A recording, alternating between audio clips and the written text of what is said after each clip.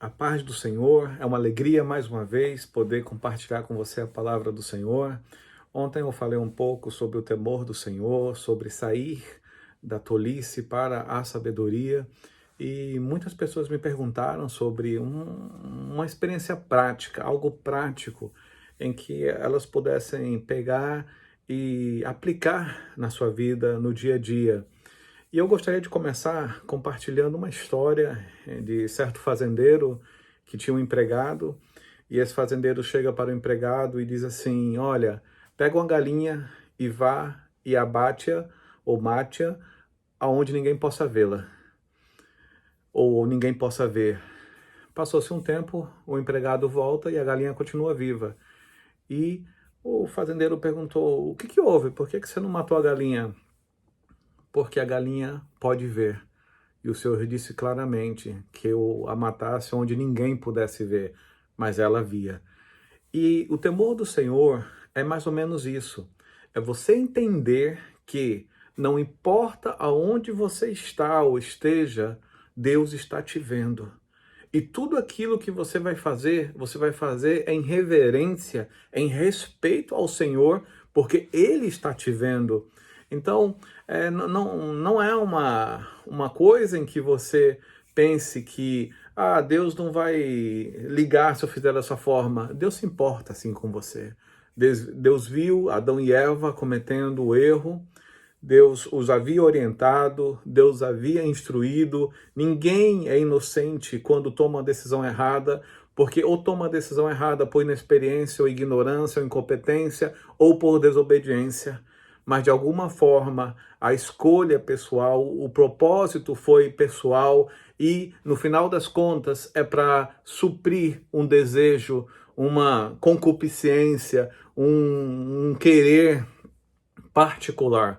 Então, quando você erra, nunca diga que o outro te fez errar. Você se deixou errar porque também você tinha um desejo, como lá em Tiago diz, que quando o pecado seduz, ele entra e ele te corrompe. Então, se ele entrou é porque permitiu-se. E há uma história que eu gosto muito, que está lá em 2 Samuel capítulo 5, em que Davi, ele ordena as suas tropas, quando Davi estava em guerra com seu filho Absalão, que estava tentando tomar o trono do pai.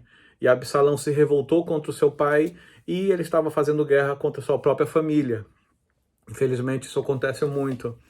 E Davi disse a todos os seus generais, ao seu exército e ao seu comandante Joabe: olha, Davi ordenou: guardai-vos cada um de vós de tocar no jovem Absalão.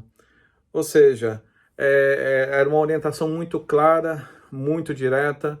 E na história, se você continuar lendo o capítulo de 2 Samuel, capítulo 5, você vai notar que Absalão estava em cima de uma mula e ele foi correndo com aquela mula, e a mula bateu numa árvore e ele ficou preso pelos cabelos num galho. E um soldado raso passando ali viu e passou direto e não tocou em Absalão. Ao chegar ao comandante das tropas, Joabe, e comentar e compartilhar com ele, Joabe disse: por que você não o matou? Por que você não o feriu? Porque assim eu te daria 10 moedas de prata. E aquele jovem soldado disse: não, porque nós ouvimos claramente a orientação do rei para não matá-lo. Então, a decisão ou a escolha de agir errado é pessoal. Temor do Senhor é quando você reconhece o Senhor em todos os seus caminhos, sabendo que Ele está vendo, que Ele está te observando e que Ele vai endireitar os teus caminhos se você permitir, se você deixar o Senhor ir à sua frente com uma coluna de fogo ou uma nuvem te protegendo no caminho. Nossos grandes erros na vida acontecem por nosso egoísmo, por nos afastarmos de Deus, por não buscarmos os conselhos do Senhor. Que nesse dia você possa buscar os conselhos do Senhor, agir como esse soldado jovem em que foi contra o seu comandante dizendo não, porque eu ouvi claramente do meu rei que eu não podia fazer isso, e que dessa forma nós possamos dizer não ao pecado, porque nós ouvimos claramente do nosso rei para fugirmos da aparência do mal, para fugirmos do pecado e deixarmos de lado toda a prática contrária à obediência ao Senhor. Meus queridos, Deus tem muito para realizar na sua vida. Há muito milagre para acontecer, mas para que isso aconteça, você tem que abrir mão de alguma coisa. Abrir mão de seus desejos rápidos, momentâneos, imediatistas, dos seus mimos, dos seus quereres do seu querer que rouba a tua santidade. Santidade é separar-se para Deus, e concupiscência é o desejo fazer você se separar para si mesmo, para se autossuprir. Que nesse dia, como Salomão aprendeu a sabedoria no final da sua vida, não espere o final da sua vida, a velhice chegar para você se tornar sábio.